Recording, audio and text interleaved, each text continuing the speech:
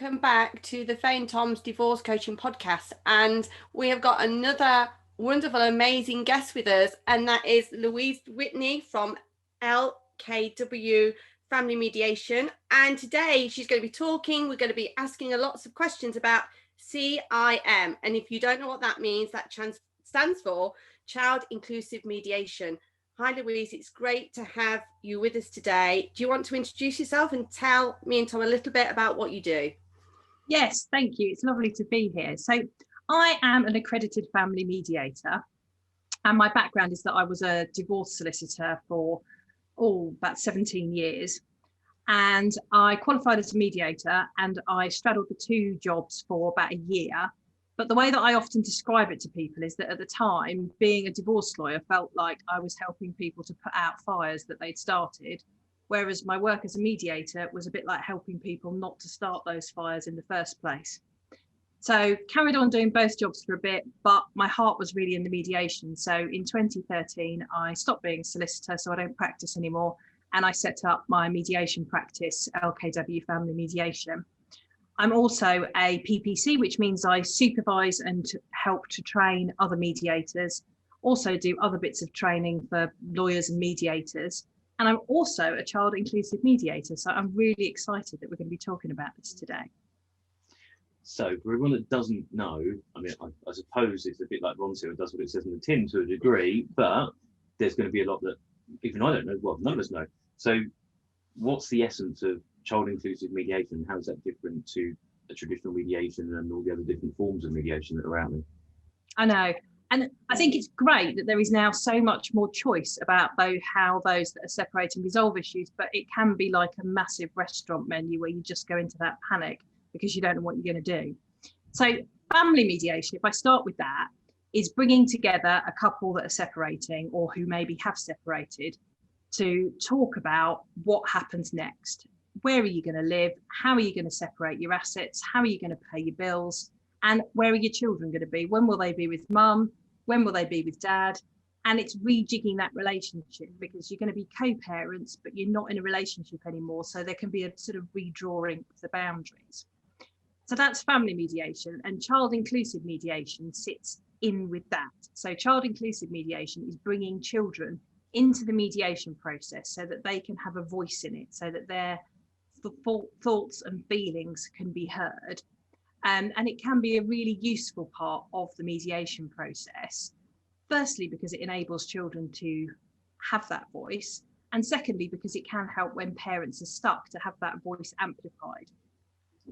Thanks, Louise. I mean, I'm sure Tom's saying got so many questions. I kind of want to ask, my idea of mediation is that traditional setup, as you said, of two people that are going to separate and then divorce. So when did child mediation and getting the children involved, when did that become an option, and how long has that been around for? Okay, so a kind of potted history of family mediation in this country. In the 1980s, there were a group of about, I think it was 5 lawyers who wanted to do things differently. And so they got in touch with somebody called Lisa Parkinson, who was a family conciliator. And Lisa was one of the early family mediators. She actually delivered my child inclusive mediation training. And like as a mediator, Lisa Parkinson's like amazing. I was proper fangirling on the training and going, I love your book.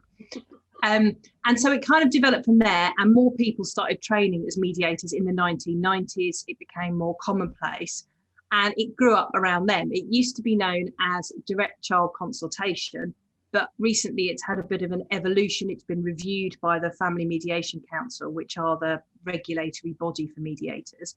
And it's sort of had a bit of a new incarnation, and it's now known as child inclusive mediation. So that sort of gives you an idea. It's sort of, it's relatively new, but it's definitely got a much bigger role than perhaps it had previously. Yeah, I think that word inclusive, it is really important. Definitely. So what sort of experiences and scenarios would it be applicable, but also wouldn't be applicable? Because I imagine things like high conflict situations and things like that, is that harder, or is that actually, would it be great to kind of really help make some changes? Yeah, that's a really good question. I mean, firstly, both parents need to be on board with it and the children need to be on board with it. So unless everybody agrees, it's not going to happen. Mediation as a process is purely voluntary anyway. No one can force you to attend. There is a regulation now that you have to have an initial meeting with a mediator before you commence a court application, but it's not designed to force you into mediation. It's designed to help people understand their options. Is that the Miami? Yeah, exactly that. Yeah, I had one of them. Yeah, the thing that sounds like a cat food but isn't. Yeah. So everybody involved needs to agree, and it can be really useful because often there can be scenarios where there's a child who is sometimes with mum, sometimes with dad, and then they get to a point where for some reason the child doesn't want to go and stay with the other parent.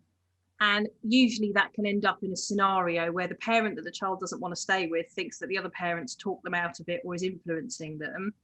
The parent who they're staying with thinks that the other parent must have done something because why else have they had this change of heart?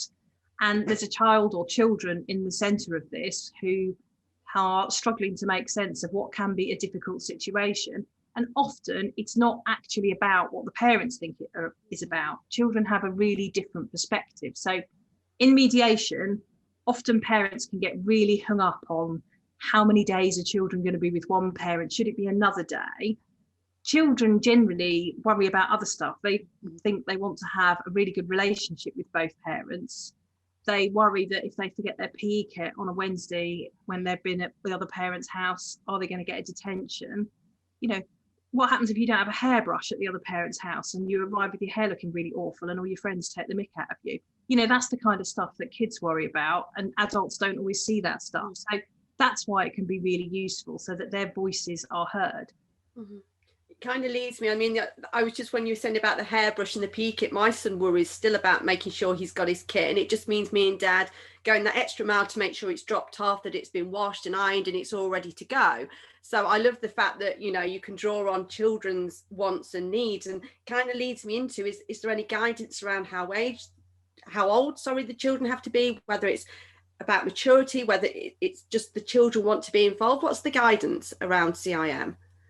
So essentially, it's a judgment call that the mediator makes, but the kind of sort of thinking that we have is that children need to be mature enough to feel able to come and talk to the mediator. You know, a mediator is a stranger to them. That's a pretty scary experience. But the guidance is usually around 10, but you might have a 9-year-old that's really articulate, or sometimes what happens is you might have one child who's 13, one who's 11, and you've got a sibling who's 7, and that sibling is saying, I definitely want to come. If my brothers and sisters are having a chat with the mediator, I'm coming to put my tuppence worth in as well. Yeah. So then you might have a sibling involved as well. So there's a general kind of guidance about sort of 10 and being mature enough, but you know, it depends on the situation. Yeah. Does that process then, for anybody else who's watching this, if they're wondering about how it works, is that, do the children come and talk to you? Say there's 3 children, hypothetically.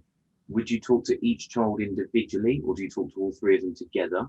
Are mum and dad there, or are they not? Like, what's the process and experience like? Yeah. So the starting bit is to set the process up with mum and dad, because it's really important that everybody understands what's going to happen.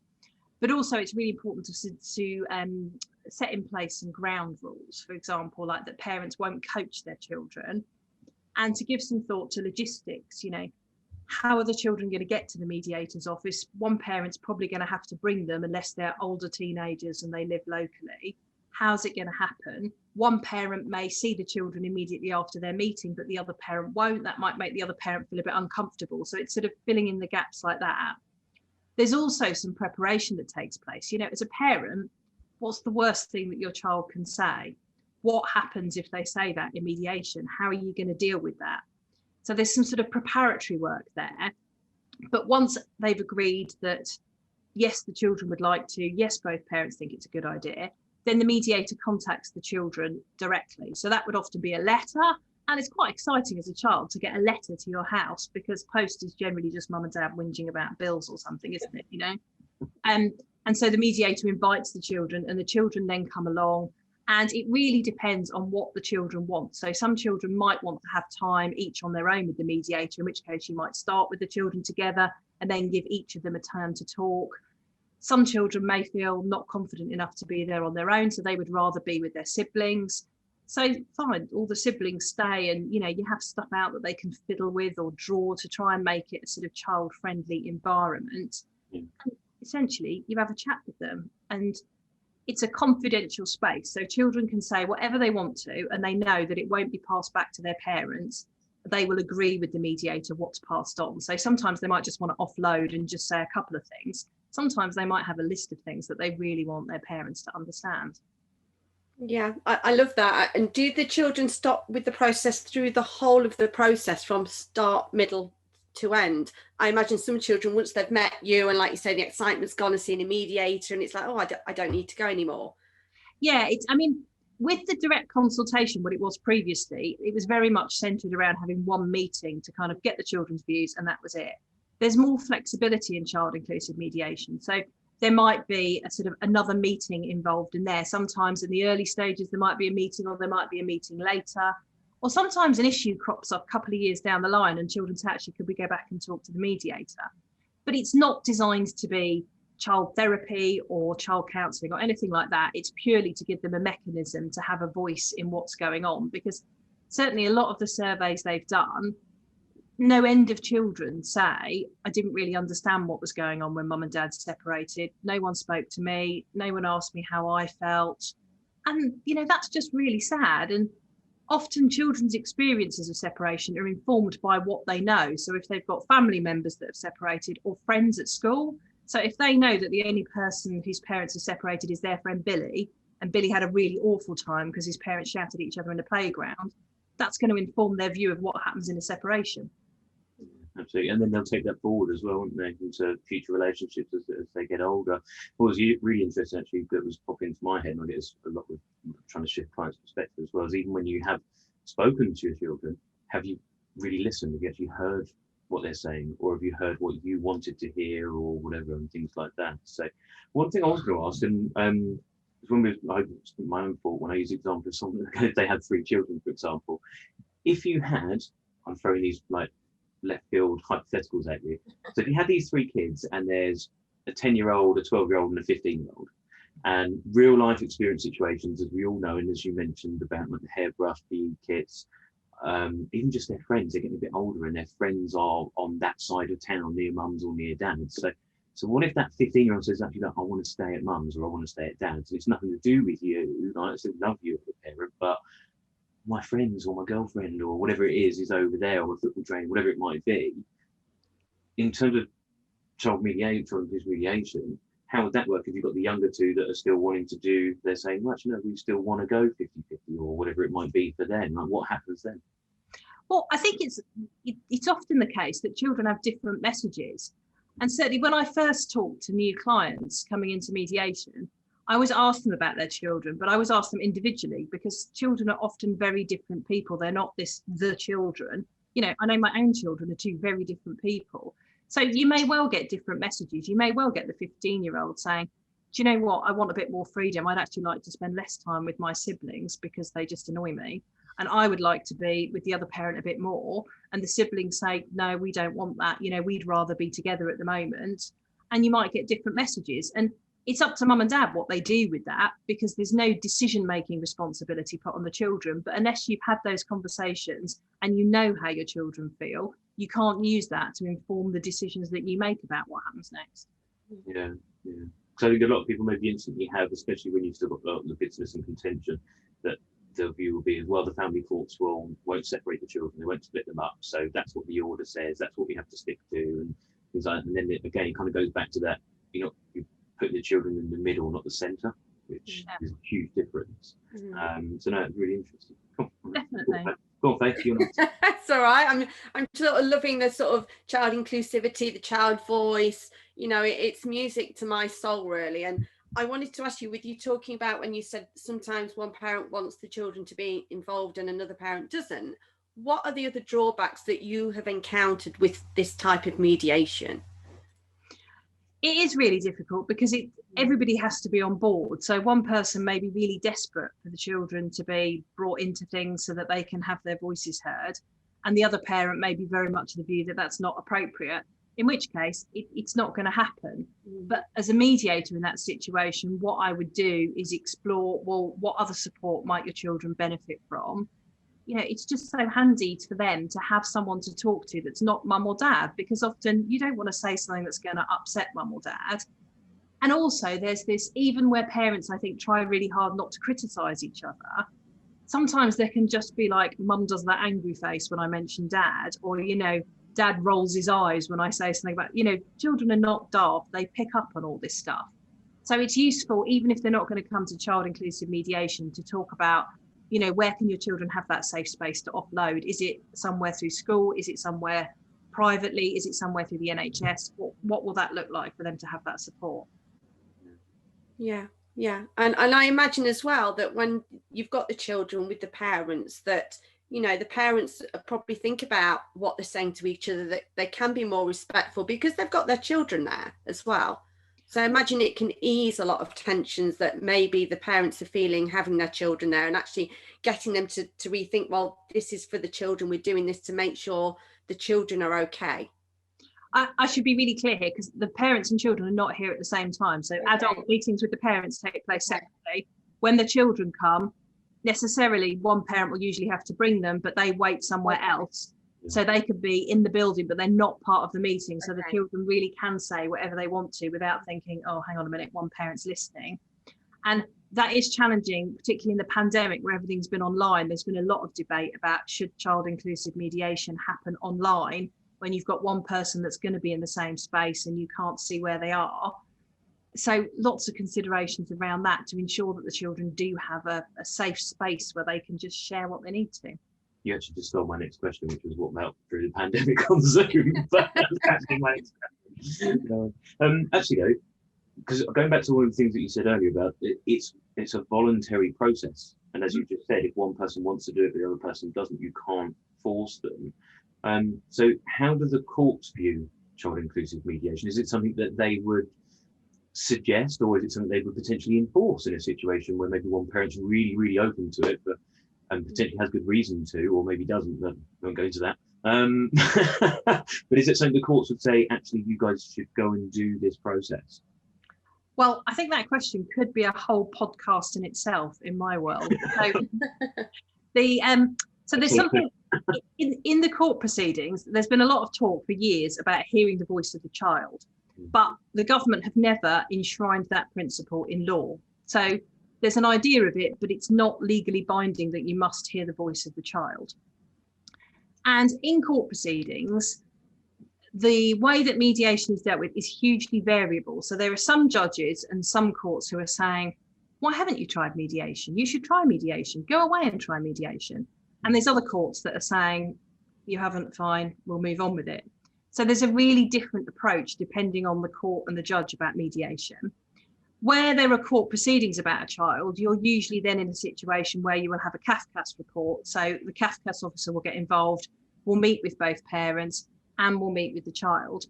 One of the things that I know from other people working in this area is that children are often aware that whatever they say to the CAFCAS officer is in court proceedings. So it's so loaded and they know that.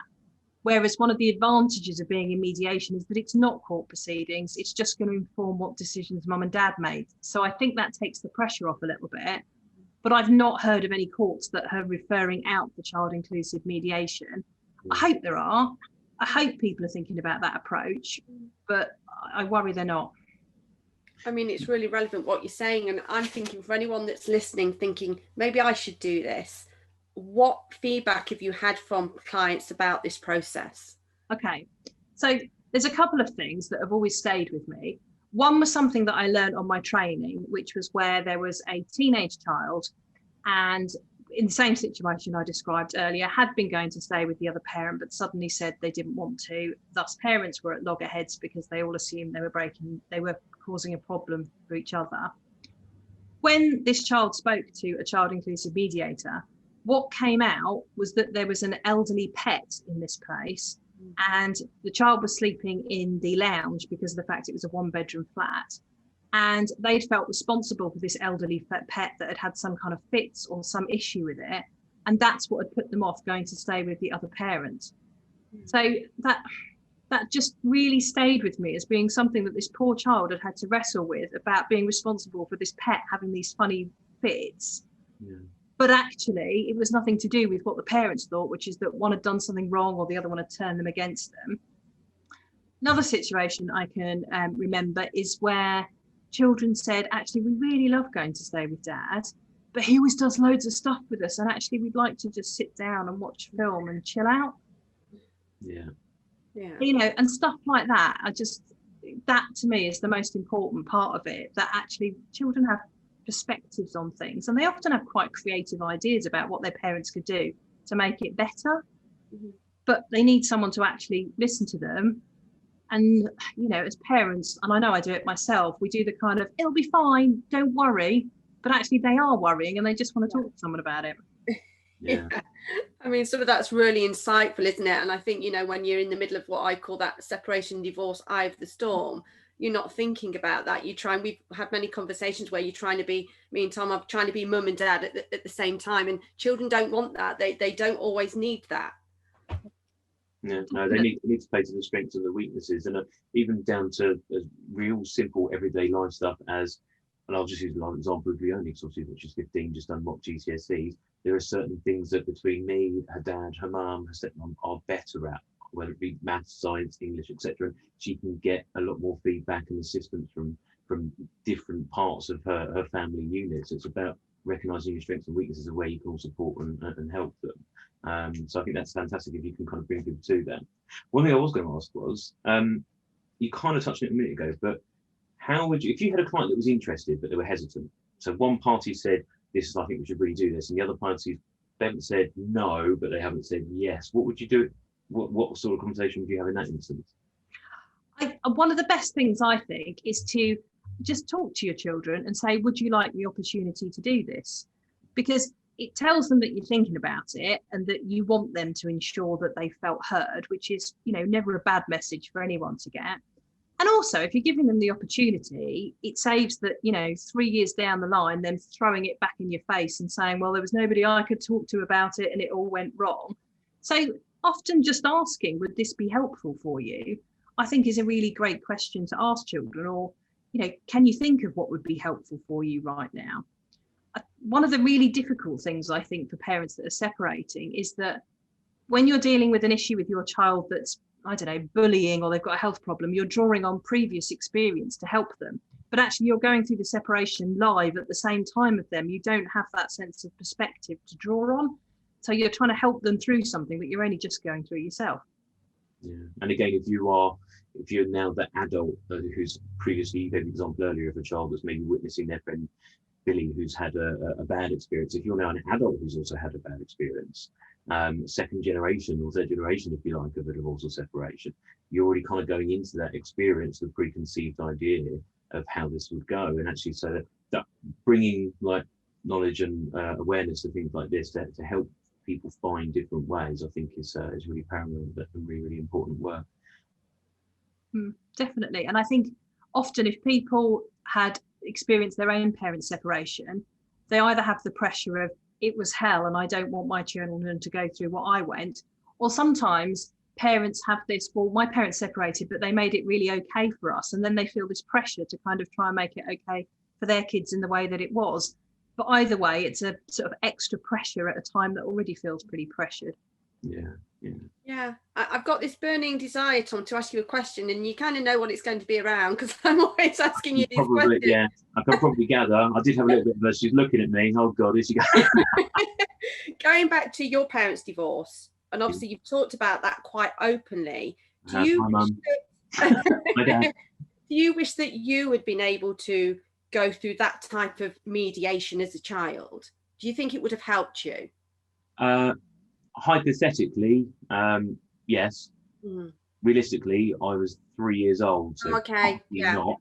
For my sisters, maybe, but then again, going back to Louisa's point earlier, things change throughout that path and that journey when you separate. When you separate and divorce, and everyone's in that kind of fog, as you always say, Faye, and get that finish line of when the decree absolute through, and then you go, oh, now what do we do? So maybe further down the line, maybe when I was 10, 11 plus, etc. Maybe older than that, I was a bit immature. Not that you would have gathered that. But maybe when I was a little bit older, it could have been something I think have been very helpful and could have been potentially very different experience. But then again, that will come back to trying to get both parties involved in the process and things like that. But no, I think ultimately it could have made a big difference. I mean, that was what, 1986, so it probably wouldn't have been as well regarded or well known back then. No, it's I'm definitely on board with the fact there's loads more options now, and you can kind of flex them. And one of the brilliant things I think is the rise of more divorce coaches, because I was 2001 when I started my first job as a paralegal, and lawyers were like everything, you got asked all the questions to deal with it. So being able to get support from different people who have, qualifications and experience in each area is just so much better. It's like getting the team so you can talk to the right person at the right time.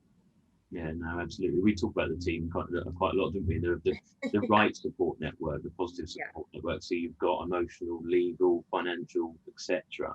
And I think this is just another thing that could be really useful in that journey, in that process. And it's also, as you say, it could be something that you can come back to in years down the line as well. And actually, there you go. There's a question straight off the bat. Have you had people that have then come back to you saying, "Hey, look, we went through mediation with you previously, and like you said, this particular topic's come up, like little Susie was 10 back then, she's now 15, and something's cropped up and whatever it might be." So do people come back, and then is it easier to kind of just drop back into another, we'll have a quick session? And I definitely, people do come back to mediation when something crops up. My child inclusive mediation training was only relatively recently, so I'm not quite at the stage where we've got that barrage of time for people to come back, but I hope so. I really do. I used to, when it happened before, I used to work with somebody else that did it. So yeah, I would love to see that, and issues cropped up. So we know where to go. We know what to do. I thought I'd just ask, because I don't know about you, Dave, but I've had this where I've had a clients where I've worked with them for a period of time, and then as their sessions have come to a close or they've been tailed off or whatever it might be, then occasionally I get a message out of the blue, like just booking a one spread it and have a quick kind of pick me up session, or something's come up and black emergency and things like that. So I just wondered if that be the case as well. But, one question. I know Dave's probably got a million. I'm trying to stop her from asking me. I don't know how long it's going to be relevant. So if you're watching this video and it's 2025, it might not be relevant anymore. But the government's mediation voucher scheme, the £500 voucher mediation scheme, which you have to apply for through the Family Mediation Council, I believe. I hope so, because that's the link I've been sending to clients. Is that relevant and usable with child inclusive mediation, or would that just be for traditional mediation between separating spouses? Yeah, no, you can use it for child inclusive mediation. The voucher scheme, and thank you for mentioning that, because I didn't have it in my notes and I really should have done. It's purely for mediation about children, so to sort out arrangements for children. So you could use it as part of that. And as you say, the Family Mediation Council's administering it, but you can contact any mediator that's offering the voucher and just set them up, and their mediator just claims them all. It's a pretty straightforward process. So you can then have £500 towards your cost of mediation, which is frankly really helpful. Yeah. And just for anyone else, for anybody that is watching this, you're on the scheme, aren't you, for the voucher? So if you are watching this and the government haven't run out of money to sponsor it, then do get in contact with us and do use that. So it's not a loan or a grant. It's a free £500 voucher, isn't it? To help separate the families. So exactly. Oh no, I've just got this thing to ask you, Louisa, with you mentioning earlier about it's not law for children to have that voice within a court of law. Do you think opinion on that is changing, and where do you sit with that, Louisa? I think there's an awful lot of practitioners that think it should be mandatory to hear the voice of the child. There is legislation in place that says that the child's welfare must be paramount, and I think that's really important, but it's hearing the child's voice. And it doesn't mean that everybody says, oh yeah, no, we've got to do what the child says. They might say that they just want chocolate for lunch, for instance, telling 8 hours a day, But it is really important, because I think too often parents rightly don't want to involve children in things. And that's not a bad desire to have, But when it comes over to just not talking to them about it at all, you've got children trying to make sense of this really difficult thing and not knowing who to talk to or what's going on, or what might change for them. You know, there can be a lot of worries about, am I going to move house? Am I going to have to move schools? You know, God, it took me long enough to make friends in this school. I don't want to have to do it in some other school. All of that stuff that, you know, they really worry about. Yeah, so there's hope for the future that, you know, hopefully in the future, then that is going to be made law, that, like, say, even if a child is saying, I want mum and dad back together, it's still their voice, isn't it? And it's still giving that child that validation that they have been listened to. Exactly, and that their feelings and thoughts are valid. And, you know, no one is going to be able to get mum and dad back together again, but just knowing that they're still dealing with that is really, really important. Key word that you said about that, so that for me is about their feelings being validated, because all of us as human beings need acknowledgement and forms of acceptance, and to at least be heard and incorporated and considered.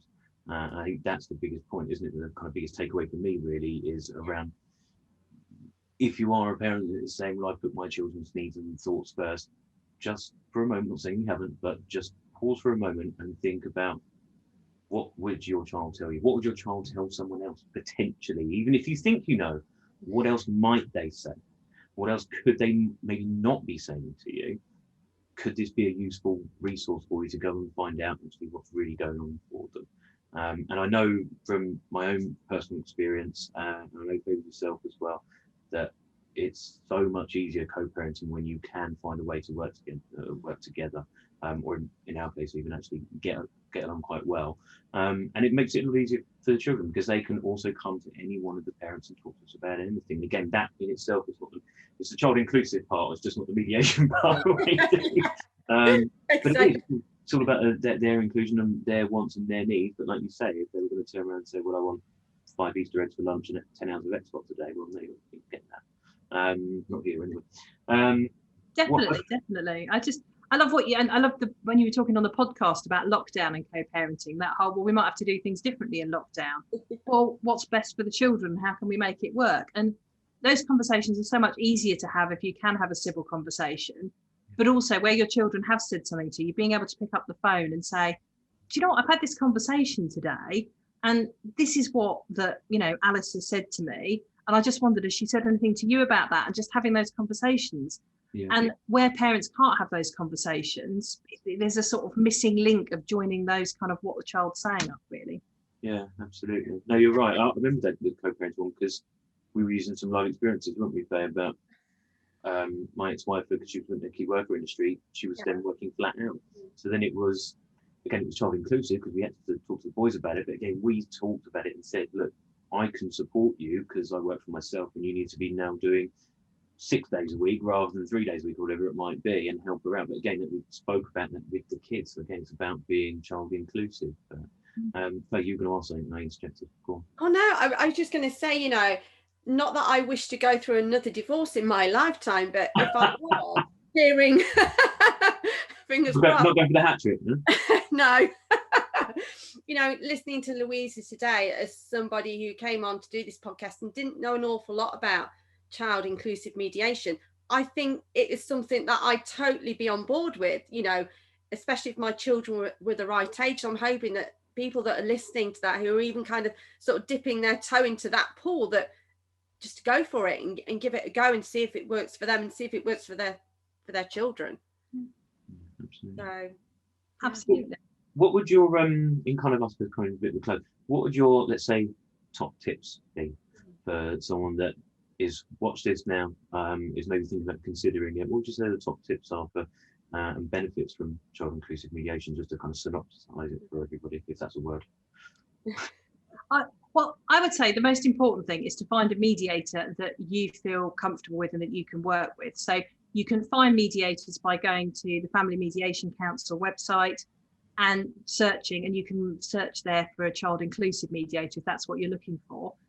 Make contact, have an initial chat with them, watch them online, get a feel for people, because you want someone that you feel you can work with, in the same way that not everyone works with all solicitors, accountants, whatever it is. You want someone that you feel you could work with, and to just have a look and read up about the process. and maybe just have a chat with your children as well. You know, I just wanted to check in and see how things are for you. I know it must be difficult with mum and I separating, dad and I separating, and I just wondered, you know, if there was anything you wanted to say to me, and just treat those feelings as valid and try harder not to do the it'll be fine thing, but do the empathetic, you know, it does sound really challenging thing, which I do think is really hard for parents, but it can be really important for children to just feel like they're being seen and heard. Yeah, absolutely. So how do, obviously we'll be sharing it in the comments and the write-up for the video, and we're sharing it across all our social medias, but it's all watching this live right now, of course. How do people find you, Louisa? How do we get in contact with you? Well, you can have a look at the website for the for my practice, which is at lkwfamilymediation.co.uk. But also I'm on all the main social media channels. I probably spend far too much time on social media because I just quite like chatting to people. And we were doing it this morning. yeah, I just think it's a great way of chatting to people, and also chatting to other professionals as well. You know, there's a big family law community on Twitter, and that's good for getting up-to-date information on what's happening with stuff. So yeah, you'll usually find me on there, and I'm always happy for people to just send me a quick DM or, you know, try and start a chat just to find something out. Sometimes it's just sending them a link to something that might be helpful for them. Yeah, cool. Okay, well, look, thank you so much for coming on and sharing a huge wealth of knowledge in a way that everyone can understand. And I think I really feel that everyone would struggle to not understand and be on board with that, in my own opinion. But no, that's been absolutely brilliant. And if you're watching this and you didn't quite catch what Louisa said, it will be in the comments, or contact myself or Faye, and we will happily put you in contact. But apart from that, that's all of my questions. Is there anything you wanted to ask us, Louisa? Because this is something we need to start doing, isn't it, Faye? Is asking our guests if there's anything you want to ask us. I don't think I have any questions. I just wanted to say thank you very much for giving me the chance to come on and talk about something that I'm really passionate about and that I think not enough people know about. Yeah, it's very clear that you're passionate about what you do, and again, it's great. I always come away from this podcast knowing so much more than before. So for me, it's a brilliant learning tool. So yeah, thank you for coming on and sharing your invaluable knowledge with us today. You're right. I mean, the amount of times that something comes up now in podcasts that we do, or our live Clubhouse chats as well, where I thought I maybe knew something, or at least I scratched the surface, and then I really didn't, and then I just this would be brilliant for this client, and now I'm able to recommend for future clients. And it's just taking all that knowledge and sharing information of how we can all help serve our clients, because we're all there to help serve and support the same people, aren't we? Exactly. And I really think that finding the right help at the right time can often be the difference between the client getting the best outcome and not getting the best outcome. And I often say to people, you know, the right help at the right time, you might think, I don't want to spend money on lots of people, but actually that can save you money. You know, if you end up in a protracted court battle, that will cost you tens of thousands of pounds. So getting some coaching, therapy, whatever it might be at the right time can actually save you money. Yeah, absolutely. Yeah. But thank you very much for coming on. It's been an honour and a pleasure, and I can't wait to get sharing this across social media. So yeah, thanks again for coming on, and we'll catch up with you again soon, somewhere on Instagram or Twitter, I imagine. Definitely look forward to it. All right, thanks everybody. Thank you. Bye.